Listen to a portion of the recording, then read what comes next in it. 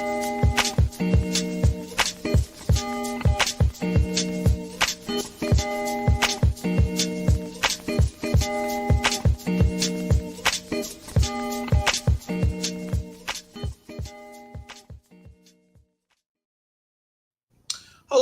everybody, and welcome to the Afternoo. I'm your host, Josh, and today is my special guest co-host. I have Hunter from the Real Pineapple Podcast. How's it going there, Hunter? Pretty good, man. How you doing?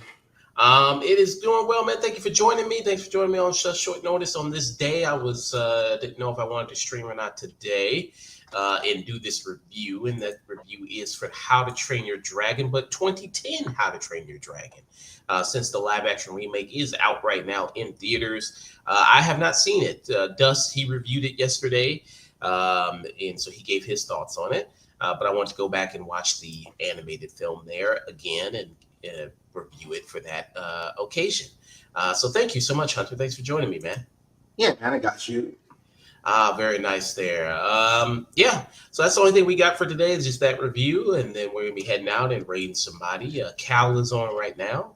Cal is playing Dune Awakening. He's playing that. He's a good guy, good friend of the channel. So yeah, he's on. Weenie Goddess is on right now. She's also a good content creator there as well, streamer there as well. So yeah, good people we could raid after this. There's this guy, Real Pineapple. He's streaming while we're streaming there.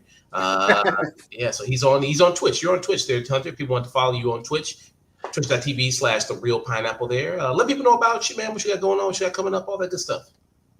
Yeah, man. So podcast-wise, I haven't been. Cat, I swear to God, you stop messing with my $400 microphone. I swear to God. You can't see him right now, but Milo's on my desk fucking with my shit.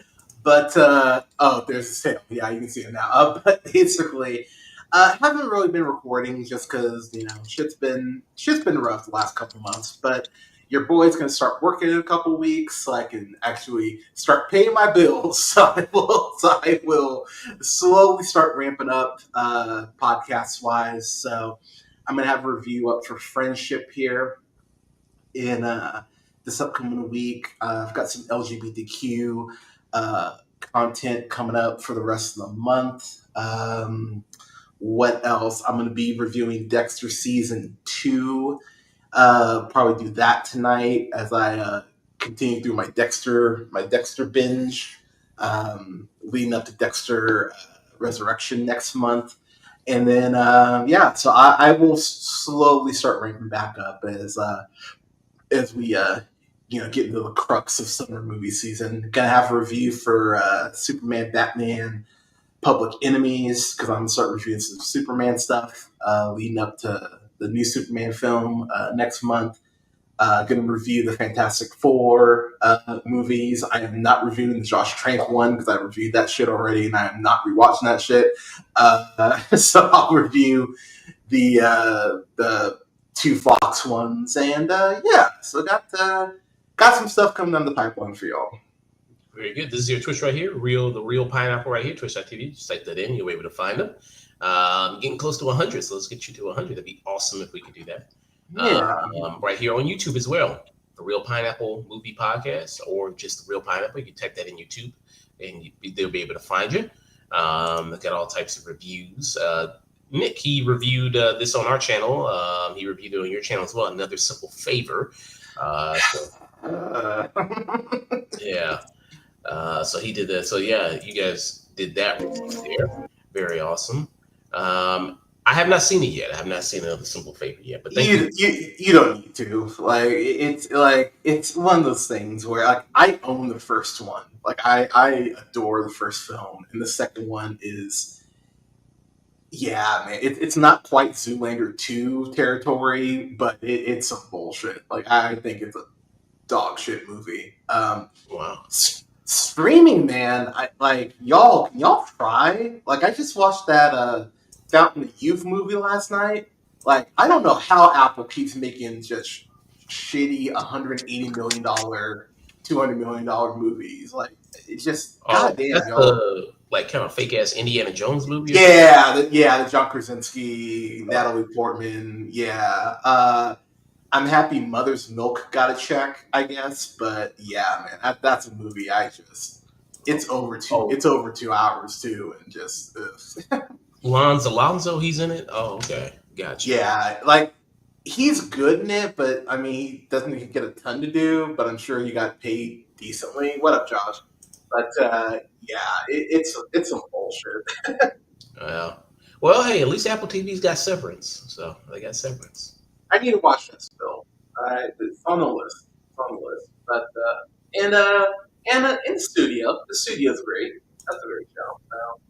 Yeah, we got a couple things, but yeah, they're movies, man. Did wait? Your mic sounds like it disconnected or something, or you sound kind of There we go. We yeah, good. We good. yeah. You're good. Hey, how's it going? Eptastic Joshua. Eptastic Joshua, great fan of the channel, great content creator himself. Love his reviews, reactions, everything like that. He does really great over there. Check him out, Eptastic Joshua, there on YouTube. Very good guy over there. Very awesome stuff. So yeah, follow Hunter on and you're also on all the social medias: Twitter, Facebook, Instagram, TikTok, Threads, Blue Sky, all the real. Yeah, all of them except for Twitter. Okay. Yeah. I was getting called the N word way too much on Twitter. I'm over that shit. Yeah, but yeah, everywhere else basically. Okay. Cool. Okay. So everywhere but Twitter, you can find Hunter there and interact with Hunter there if you so choose. So very awesome there. Future reviews. Tomorrow I'm going to be doing a retro review for Tangerine for Pride Month. I'm going to be doing it. Nice. Oh yeah, great flick. Great. I have not seen it, so you will enjoy it. Yeah. hope I do. So there's that, which is the Sean Baker film, one of his early films there. Sean Baker, who's just coming fresh off of a win for Best Picture, Best Director for Nora. So yeah, reviewing that tomorrow with Christina from Cosmopolitics there, Twitch streamer there. And also she's part of Movie Night Extravaganza. Do you know the Movie Night Extravaganza, guys? I'm not familiar, actually. No. I think you would like them. I'll look them up. Yeah, I'll set you up. I think they would love having you on the show. Yeah, send me the stuff. I'd love to. Yeah, I would like to interact with more people. But yeah, no, not familiar. Yeah, very good group of people, very good reviewers. So yeah, I think they would love having your insight there on the show. So yeah, so I was on their show just previously helping review Goodfellas. They invited me on for that. I just watched that for the first time not 2 weeks ago. I'd literally never seen it before, and yeah, I guess I was never into mob shit growing up, but yeah, watched Goodfellas and goddamn, just so great, such a great movie. Yeah, it is. It's amazing. It's one of Scorsese's best. Yeah, Goodfellas there. So yeah, that was a good review there. But yeah, I'll send you their stuff there. So doing that Monday, I'm gonna be doing a stream with Sage rated M for Immaturity. We're gonna be doing a review for hopefully Andor season 2. I gotta watch all of Andor season 2 by Monday, and then also he's gonna be coming on to do a review for Doom Dark Ages. Him and his co-host Ulysses from Rated M for Immaturity are gonna be doing Doom Dark Ages there. So that's what we got planned there. What else here? Hopefully Nick can join me this upcoming Friday. This upcoming Friday review, 28 years later, do a review for that. So that's the big movie coming out next week. Ooh, okay. I'm gonna be working. Man, I'm gonna have to go see that Friday. That would be I gotta catch up on some movies, but that I might push that to the forefront there. So yeah, that leans into what we're doing retro review wise, because there's a lot of movies coming out that are connected to franchise or continuations of a franchise. So there's going to be a lot of retro stuff going on. For example, because 28 years later is coming out, we're going to do a retro review for 28 Days Later. We got that. Nice. We also got Fantastic Four. We're going to do a retro review for Fantastic Four 2015. Fan Four Stick, Josh Trank. So bad. So bad. We are going to do that because there's a Fantastic Four movie coming out next month in July. If you want help on that, I remember enough about it that I could speak on that. But that is a rough watch. Yeah, I finally finished it a few months ago because I'd always watched it and then watched 20 minutes of it and I just stopped watching it. I was like, okay, I got other stuff to do, so I had to finish it. But I finally that's fair. I finally did end up finishing it. So I did finally one time I did. So I'll probably rewatch it again to refresh my memory on it. So they're doing I'm going to do a retro review of that. I'm going to do a retro review for Superman 1978, Christopher Reeve Superman, Right. Hell yeah. because James Gunn Superman is going to be coming out. So I'm going to do a retro review of that. What else here? Also, Fight Club, do a retro review of that because it's Men's Mental Health Awareness Month. So we'll do a retro review of that Okay. before June ends. So yeah, very, very good there. So that's what I got retro review wise that's up right now. That's good stuff there. So yeah, that's all the future reviews got going on, future shows, future streams. Very nice there. Excellent. So yeah, yeah, yeah. All right, I'm gonna pull up my notes for this so we can get in this and we get in these this review and we can head out and everything like that. So let me do it. Okay. Do. Very good. Let me pull this up. All right. Cool. Okay, all right. So our first and only review of the day is going to be for the film How to Train Your Dragon. And this isn't the one from 2025 that just came out. No, we're talking about the one from 2010, the OG How to Train Your Dragon, the animated How to Train Your Dragon here. There is the remake, live action remake out right now. People can watch, which Dust, who is a co-host of the channel, he reviewed it yesterday. That review is going to be coming out on our YouTube pretty soon, youtube.com, the Afternoo Tune.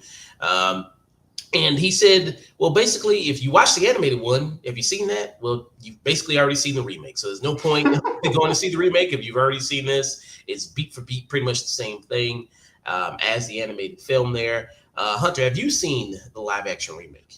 I will be seeing that probably this upcoming week. That'll be one of the. I will get into it. But I have a big connection with this franchise, so I'll probably see it, but not yet. Yeah. I mean, he did say that the money looked like it was there with How to Train Your Dragon 2025. Like the dragons look, really good and everything like that. You did have that in it. Hold on, let me pull it up here. So he did say that that element was good in the movie, that the dragons and all that stuff that they did look good. And from the trailer, they do look pretty good. You can also see this movie in IMAX if you want to. So that probably enhances the experience. I don't know if Dust saw this in IMAX, but that probably helps there. But yeah, I can say that these dragons look good. These look like type of dragons maybe you would see on maybe House of the Dragon or Game of Thrones or something like that, which is nice. But yeah, so you have that. So DreamWorks decided to get on the live action remake bag that Disney's been doing for the last decade or so now. They're remaking all of their animated classic films. We just saw one that just hit theaters just a couple of weeks ago, which was Lilo and Stitch. That one. Did you see that one? I didn't, but it is one of the highest grossing films of the year, which just. Come on, people. Can you see other things? Like, can you watch other shit? Stop giving the mouse your money. There's other things that you can watch. Just, yeah. But this is why they keep doing it, man. Like, what is it made? Like 870 million, some shit like that? Like, it'll probably hit 1 billion. So, like. Yeah. It's made 815 million so far on a 100 million Oh my budget. Oh my god. See, so yeah, like people aren't even talking about Snow White anymore. Like, oh, yep, cool. This made Yeah. up for it. Well, yeah, because with the bomb of Snow White, people were like, "Oh, people are done with these live action remakes. This is proof, and this is a sign that people are done with it." It's Nope. like, but then this came out, and then I kind of knew Snow White would not do well. I was thinking Lilo and Stitch would do well because the millennial ones usually do pretty well. If it's a millennial Yeah. a live action remake, they tend to do pretty well. Not the more older classic, kind of Disney films when they remake those. Not a lot of people care about those too much, I feel like. But yeah, so they'll do more remakes because they still have other Disney millennial classics they can do. They can still do Hercules. I think they've been talking about that for a minute now, right? I think they said they're doing Hercules. I think that's confirmed. Yeah, they're doing Hercules there. There's always people who fan cast who's going to be like the singers, like they want like with Jennifer Hudson. I've seen fan cast people want her, and That feels like a layup, though. Like I feel like they'll at least offer her a role. Like, I mean, yeah. outside that shitty talk show, like what is she doing? Like, I mean, so. Dating Common, I guess. I don't know. Yeah, Oh, are they dating? I think so, right? They're Really? dating, right? Or that's a good looking couple at least. That's something. But yeah, I mean, yeah, you'll have to cast some people as the muses, but yeah, like they're gonna keep making these. They're gonna keep making these because they keep making money. Like that's the thing. Like even Snow White, even though it didn't do gangbusters, like it I think that's the thing people don't realize is even if you watch the shit on Disney Plus, you are still putting money in Disney's pocket. Like so, at the end of the day, even if it flops at the box office, it'll probably make it up through merchandise or through streaming numbers, or it'll be like fucking Elemental, where it just randomly starts to make money, which I still don't fucking understand. So yeah, they're gonna keep making these until they don't make money at the end of the day. Yeah. And they still got a good, like I said, still more movies. Hercules, Emperor's New Groove. Um, Which don't do that. Don't remake Emperor. There's no fucking reason to remake Emperor. I mean, there's really no reason to remake Emperor's New Groove.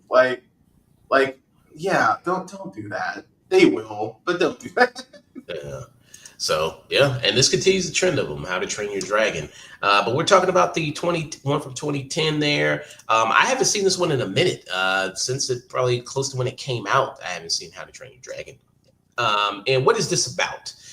So you have a boy named Hiccup Horrendous, which with that name, why wouldn't you be a fuck up? So he's the son of the Viking king here that's on this island there of Berk, I believe it's called this island, and it's the island that hosts all of these Vikings, and they must protect themselves often from the dangerous creatures they know as these dragons that come and raid their village there, destroy it, destroy their livestock, everything like that. And Hiccup, he's not like your traditional Viking. You know, he's more intellectual. He's much more of an inventor, designer. You know, he's not very physical.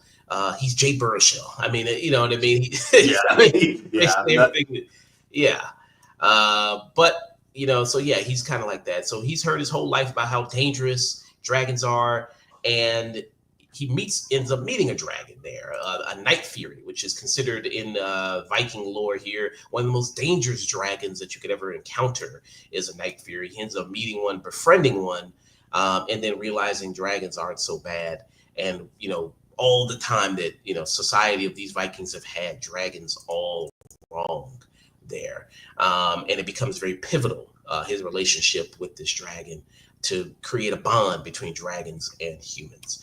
Um, yeah, very much. And this is directed by Dean DeBlos and Chris Sanders. Dean, who did come back to do the remake, he directed the remake as well of this. And like I said, co-directed by Chris Sanders. This is also written by them along with a person named William Davies. And this was big. How to Train Your Dragon. It did spawn multiple sequels. It spawned a TV show. It was very successful financially when this came out, which explains why it got the sequels it did. And this was one of the movies that built DreamWorks, along with Absolutely. Along with Kung Fu Panda, Boss Baby, along with good old Boss. Yeah, that made those made money. They did. Like So on a budget of 165 million, the first How to Train Your Dragon made 494.9 million dollars.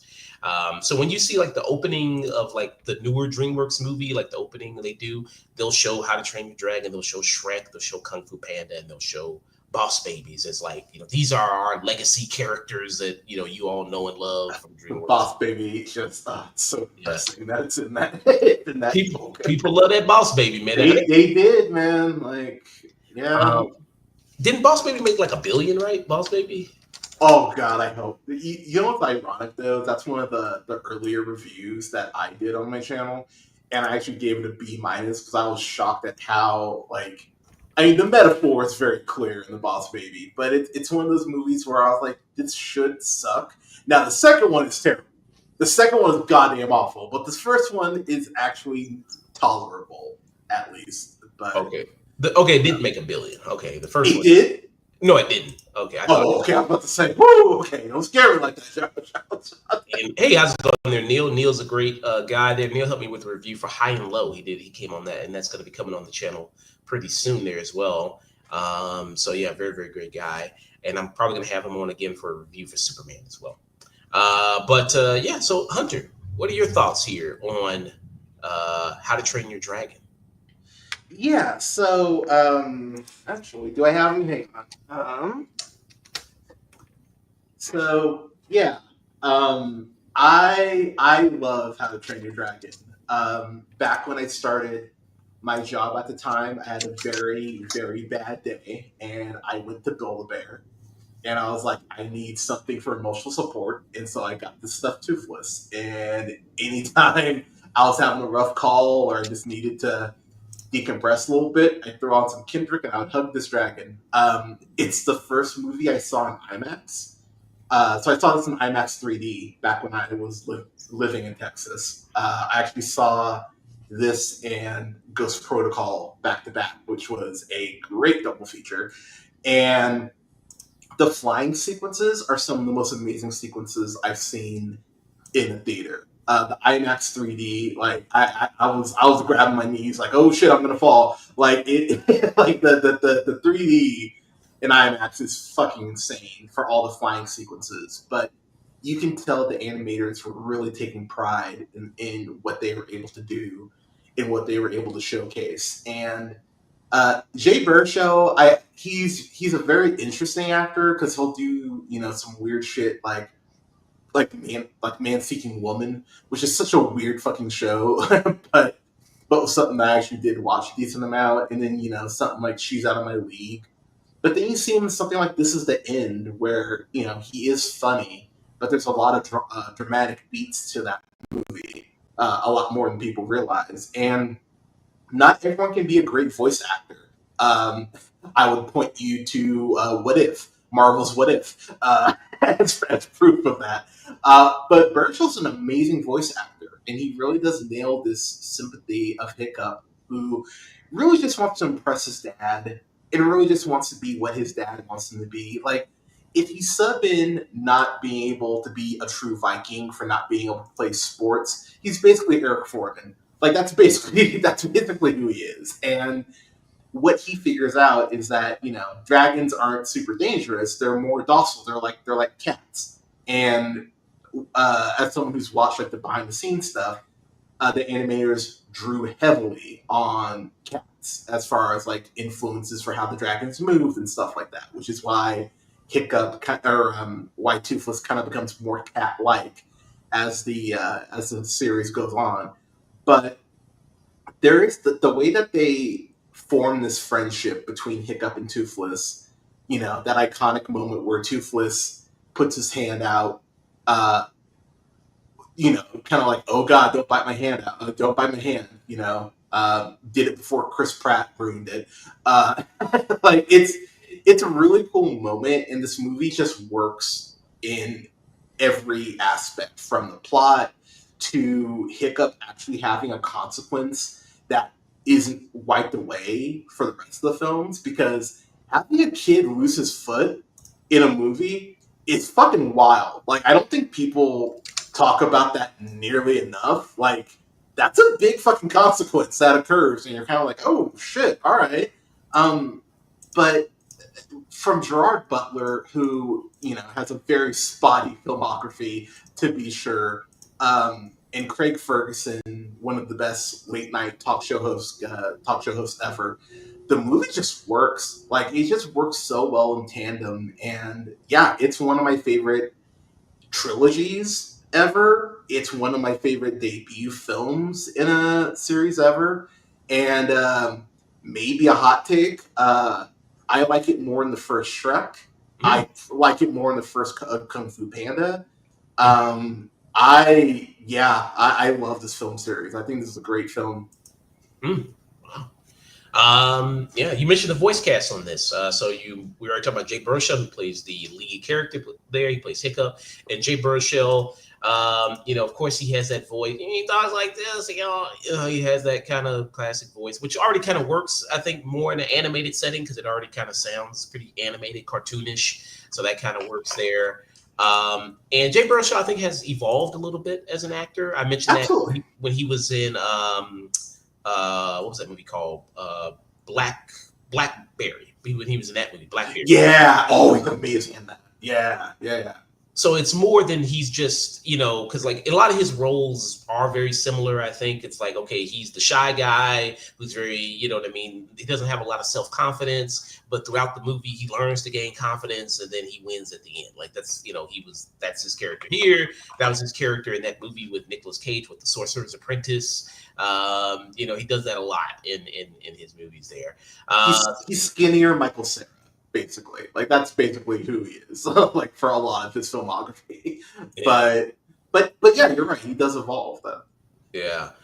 Speaking of Michael Cera, you got one of his castmates in here from Superbad. You got Christopher Mintz-Plasse, who's also in this. He plays one of the kind of because he has his crew of friends there that he is in dragon school with. So a lot of the younger Vikings, in order they have by the elders, they go through like a dragon training where they fight dragons, like this arena style type thing, where they learn how to fight them. So you have him.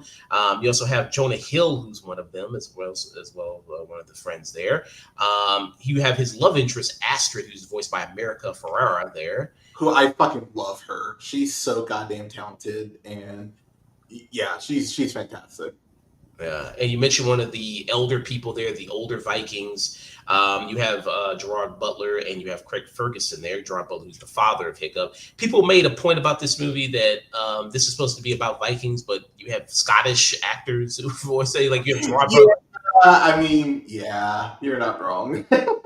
And you also have like David Tennant, who's in this movie, who's also Scottish as well. So I don't know what they just. I guess they just was like, "Hey, we love Scottish people. Let's bring some Scottish people in here." I heard in the newer movie they do a thing where they said like, "Oh, well, they brought in people from it has people from all around the world, on this island of this Burke it's called there." So they do that. That also gives a reason why you have Nico Parker, who is the live action version of Astrid, who's the daughter. Yeah, great job, racist. By the way, just attacking this child like you fucking assholes. Just like black people can't swing a sword. How dare you? Yeah, like, fuck off. She people might know she was the Joel's daughter there in The Last of Us. She appeared in that. She Yeah. Oh, that's right. Yeah. Heartbreaking. she was also people. She's the daughter of Thandie Newton, which if you look at her, you go like, oh yeah, that looks like Thandie. Oh, okay. Yeah, that tracks. Okay, that makes So sense. she got some nepo assistance there. You know what I mean? She's the daughter of Thandie Newton and the daughter of filmmaker Old Parker there. So they did that. He directed Mamma Mia. Here we go. He directed that. That's what he Uh, did. really? Well, that's upsetting. Yeah. So they expanded in the live action. They add the fact that yes, there are people from all over the world that come and live on Earth there. So yeah, so that's part of the voice cast. Some other people here. You have Kristen Wiig. You got T.J. Miller. Rest in peace, T.J. Miller's career. Dude, seriously, man. Holy shit. Yeah. Yeah, Woo!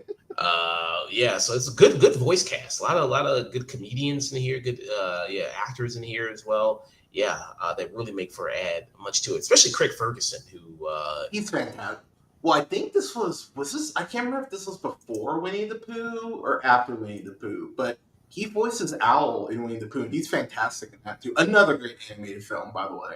Um, this but yeah. was before because Oh, it was okay. yeah, it was 2010, and then Winnie the Pooh was 2011. Oh, shit. Okay. But yeah, Craig Ferguson is a shockingly great voice actor. For as much as he doesn't give a fuck, like he locks in when he's doing these animated films for some reason. Yeah. And you mentioned also the flying sequences of this movie. So that was also, I remember the big thing about when this movie came out was that it was in 3D. And also, like, that was like a big thing in like seeing it in theaters and seeing like these flying sequences. Cause that was really, I think, a big selling point of this It was. that was that of seeing it and having that experience of it. And it really wasn't used as like, cause I think in the early 2010s, they were doing a lot of everything's in 3D as like just like a gimmick. 1,000%. Yeah, 1,000%. Like you'd have certain movies that would actually take advantage of it, but then you'd have movies like Clash of the Titans where they would fuck up the 3D and you wasted your money for nothing. Here was a movie that actually justified the price for paying for 3D. And again, as someone who saw this in IMAX 3D, holy shit! Like that first sequence where he flies um, with Toothless, like blew me away. It's still one of my favorite sequences in an animated film. Uh, also, Cloudy with a Chance of Meatballs. That had great 3D as well. That's another one around the same. Mm, yeah.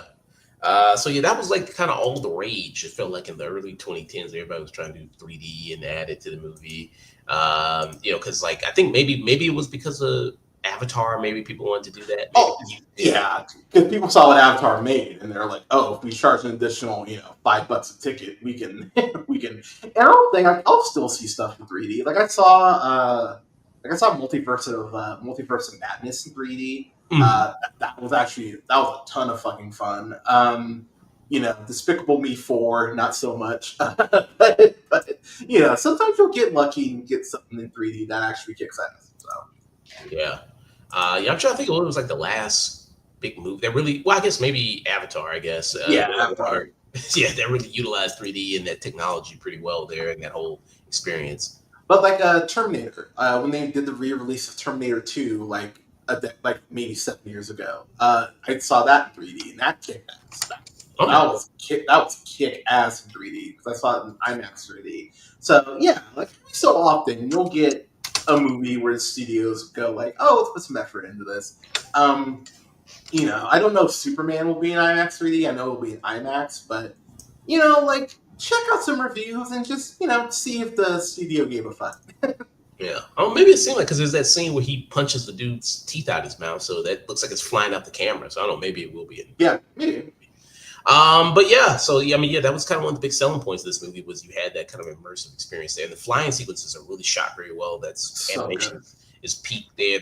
You see him dive with the dragon and then come back up, and you see him kind of go into the clouds and you kind of weave away. Especially like the final sequence where he's fighting the villain dragon. Where you see that also looks pretty good. Where it's like that, that kind of sequence also works. So.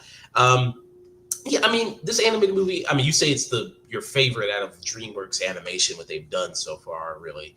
Yeah, for Um, me. yeah, I wouldn't say it's better. I mean, Shrek is much funnier. I think Shrek is much funnier for me. It works Okay. there. Animation wise, it hasn't aged the best, but Yeah. Yeah. it's still, I think, really humor wise, it's still really good. Kung Fu Panda, the first one. I think I still like Kung Fu Panda more. I still So I think. did say debut. I did say debut film. Just to Oh, clarify, because if you're saying best film that DreamWorks has made, Shrek 2's in that conversation. I would say Kung Fu Panda 2's in that conversation. Um, I think How to Train Your Dragon 2 hits the hardest for me emotionally, given what happens to certain characters, in addition of Kate Blanchett, who goddamn, what can't Kate Blanchett do? She's just great at fucking everything. Um, but yeah, as far as the debut for me, and you're right, Shrek's animation it's a little rough, but it was. I mean, Shrek is how old? Like 20 years, something like that. yeah, I think it's because Shrek came out in 2000, right? So I think it Oh came my out. god, has it been that long? I think Shrek came out like 2000. What was it? 2002 maybe. The Shrek came out, 2001. Holy fuck, it has been that long. God damn. Yeah. So yeah, there you go. and I have never seen the sequels of How to Train Your Dragon. Um, That's wild. So yeah, so the second one I think is the best of the three. okay, Um, because Hiccup, does grow up a little bit. The him losing his foot, that is still a consequence. Like they don't wipe that shit away. He actually builds like a prosthetic, which is really cool that they like incorporate that. That's something I remember seeing like kids that have prosthetics actually say like, "Oh my gosh, he has a prosthetic like me." Like I was being like, "Oh wow, that's really cool." That you know, could you know how they do this shit with franchises of like that didn't happen. What are you talking about? And it's like, no, they actually like stuck with that. And yeah, with the addition of Kate Blanchett in the second film, the villain is more intense. I always fuck up his name, Jimon Hansu, or Dijon Mustard, as I call him. He's the villain in the second one, and he's fucking terrifying. And then it really does set up for a third film. That yeah, the third film sticks the landing for me. Unlike this last Kung Fu Panda film, which, but but yeah, I would say the second How to Train Your Dragon. I actually might like it more than Shrek 2, and I fucking love Shrek 2 because of Puss in Boots. But yeah, the sequels are definitely worth the time. Okay. And the weak one is it the third one? I would. I mean, if I'm ranking, I might go 2, 1, 3. But there's not a weak one for me. Like I would like they're all tune ins on like the low end for me. Like they're like I love all three of them for different reasons. Mm, yeah. Okay. I remember something. Okay, I remember this because this was with the female one. This is when he had the girlfriend dragon. Yeah, that's the third one. Yeah. Yeah. Okay. I never saw it, but I saw the trailer for it back in the day. Also kick ass in 3D because yeah, that sequence where they kind of go this dragon lair and like the colors are just super bright and exuberant. You're just kind of looking around. You're like, holy fuck! You're like, this is just. It's very immersive. Yeah. Toothless got game, but but yeah, man. Like, I the thing is like unlike Shrek, because when you get to that third Shrek, like that drop off is fucking nuts because you get that King Arthur, Justin Timberlake bullshit. There really isn't a huge drop off for the from the second How to Train Your Dragon to the third one, which is nice, and it really ends in a way that feels final, so they're not giving themselves wiggle room to go back and potentially fuck with the ending. So So would you say How to Train Your Dragon is the best franchise from DreamWorks? I mean, up until a year and a half ago, I would probably say Kung Fu Panda, but they fucked it up with that fourth one for me. Like I just like that fourth one is just not a good film. So yeah, out of the DreamWorks franchises, yeah, I would say How to Train Your Dragon is the best one. Mm. Yeah, and with the fourth Kung Fu Panda, it felt like this kind of should have been on the streaming service for DreamWorks. Maybe it should have just went. Yeah, Yeah, yeah. because they didn't even have, they couldn't, I guess, afford to even get back the what is it called? What do they call it? The Fatal Fury or the Fatal Five? Or Yeah, the Furious Five or whatever. Fury. Yeah. Yeah, they couldn't even afford to get them back. So it's like, oh, okay.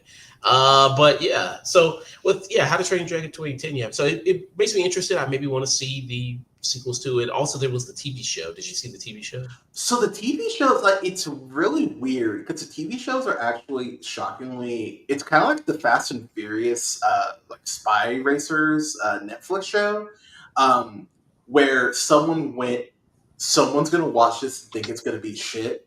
So I'm gonna make sure that's not shit, and the shows are actually shockingly good. Um, Same thing with the Fast, yeah. Same thing with Jurassic World too. There's a Jurassic World animated show that has been better than any of the movies have been that Chris Pratt has been in. So if you want to watch some good Jurassic Park and some good How to Train Your Dragon and some good Fast and Furious, watch those animated shows. They're shockingly great. But yeah, the animated sequences in there, like there's some money behind those, and obviously the voice cast is different, but the yeah, the show works pretty well in tandem with all its pieces. So Gotcha. Okay. And this is based on a book as well. So it is this series is based on a book. The book is by Crescenda Caldwell there, who wrote a book series called How to Train Your Dragon there. So she did do that. So if people want to go and read the book, maybe it's a good children's book they did. Hey, maybe it's want to introduce them to the literature there. Say, hey, this is also based on a book, kid, and let's read the book together. If you're a parent and you want to yeah, there you go. a thing like that. But yeah, this is a classic animated type film here. You have your classic animated type story. You have a boy and he's an outcast in his village or town or whatever you have there, and he's left to his own devices. Of course, it always has the animated thing of his mother is no longer living or his mother's not there. That's always, you already have one missing there. Yep, might as well be a Disney movie. Yep, just give her that mom. So you do have that aspect of things there. I think all things considered, this movie's aged pretty well. I mean, for 15 years, I think it still looks pretty solid as an animated film there, something you would still see today. I'm not as super in love with the kind of lore and the aspects of How to Train Your Dragon and like the story. That's maybe why I just stopped at the first one. I was like, I'm good on that. I maybe don't want to see a second one or the third one. Not to say this is bad at all. I still think it is good for the things that we mentioned about it, for the the action sequences, the flying sequences in here that I think are really good. For the also just the showcasing of the dragons of this village that you have there, introducing us to these type of Vikings that are there. I think that's also very good. Um, and then of course, he has the love interest there, one of the girls there. They're cute together. I think they work together as well. Him and Astrid, classic back and forth type of thing Oh, absolutely. Yeah. that you got. But yeah, and it's like a lot of theme in animated movies is, well, you got to be yourself. Being yourself is going to win out in the end because everybody else is wrong, but if you just stay yourself, that's going to work. And it has like, which is a sweet message. It honestly is. Yeah. Is Some people need to hear more. and like you said, I mean, to have the kind of the real world consequence of him, losing his leg, which is pretty intense there. I think that's good, and they kept that throughout the series, as you say. So I think, yeah, that's pretty awesome as well. Yeah, so I would give it a, I'd give it a tune. I think it's a good tune in movie for me. What about you? Yeah, I have genuine admiration for these films. I've been on the show enough times. I fucking hate bad kids films. It's probably my biggest peeve as a critic. It's like just because you're making these for kids and to see how studios cough Moana 2, the way that some of these studios just don't fucking care. It really does piss me off, and it just fills me with fucking rage. And to see how DreamWorks clearly learned their lesson, because, like I said, those first two Shrek films, great, awesome, excellent. Those last two Shrek films, I think, are pretty garbage filled. Especially Shrek the Third. That King Arthur Timberlake shit is just turd in the punch bowl. But I remember watching this and feeling like I felt like when I saw the Fantastic Mr. Fox, where I was like, wow, this is like a breath of fresh air into a medium where I feel like studios continue to devalue it. Same thing like I felt when I saw Del Toro's Pinocchio, and like when I saw Robot Dreams, and when I saw Flow last year. Like the things you can do with animation can be so special if you treat it with the respect that it deserves. So for me, just because I like the second one better, this is a low peak for me. I probably watched this. So I saw this in theaters. I want to say about four times. Wait, yeah, because I saw it in regular 3D, IMAX 3D, and then I saw it just like regular standard. I love this movie. So yeah, low peak for me. Okay, so low peak from you for that. Okay, okay, for How to Train Your Dragon. Okay, low peak. And what would you give the sequel? Would you give it kind of more higher peak, or like the second Yes, one, would you give like the second one like a high peak? high peak for the second one, and then the third one, just because it sticks to the landing, I'd probably go either highest of the tune in or a low peak, because the last 20 minutes just I'm a blubbering mess at the end of the third one, and the actual ending is so fucking perfect for me. So yeah, I'd probably go low peak for one, high peak for two, low peak for the third one. Mm, okay, so a tune in for me and a low peak for Hunter for How to Train Your Dragon 2010. Apparently, they already have the sequel for the live action one planned out, and that's Shocker. they already have that planned out already. So Yeah, not surprising. I don't know if it's going to actually follow through because it depends on the box office of a lot of this one. And this has a big budget on the remake. It has a $150 million budget. So far, it's made 400. $42.6 million so far. So, Okay. so it has to do probably close to Moana. I mean, I was gonna say Moana. Lilo and Stitch numbers there. Yeah, you probably want to get around like 600, 700 million ish, probably. But yeah, I think 600 on the low end. If this hits $600 million, I'm sure there will be a sequel regardless. But yeah, it's probably got to be around 500, 600 mil. Yeah. And you said you are planning on seeing it, right? The live action. I will at some point. I got a lot of movies I gotta catch up on, so like I gotta prioritize. Like I still gotta watch Sinners.